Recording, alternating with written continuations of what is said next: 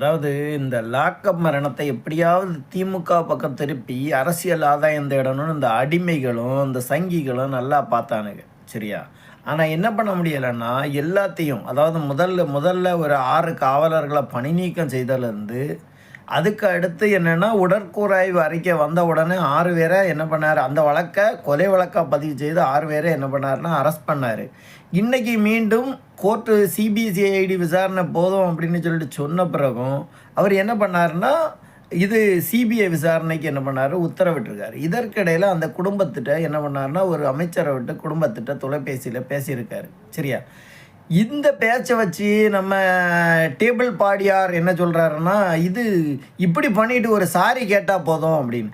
ஜெயராஜ் பென்னிக்ஸ் இறந்த பிறகு நீங்கள் என்ன சொன்னீங்க, என்ன அறிக்கை விட்டீங்க, காய்ச்சலால் இறந்தாங்க அப்படின்னு சொன்னவங்க தான் இந்த ஆள்.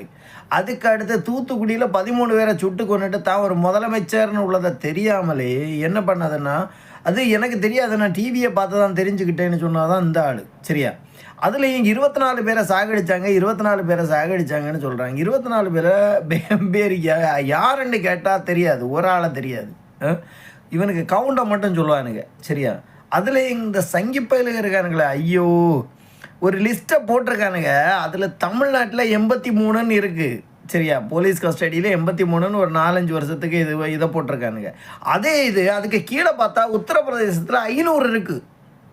அது உங்கள் டேடி யூபியில் 500 பேரை கொண்டிருக்கான். முதல்ல அவன்கிட்ட இல்லடா போய் கேட்கணும், சங்கிப்பயிலோட என்னத்தை சொல்கிறது.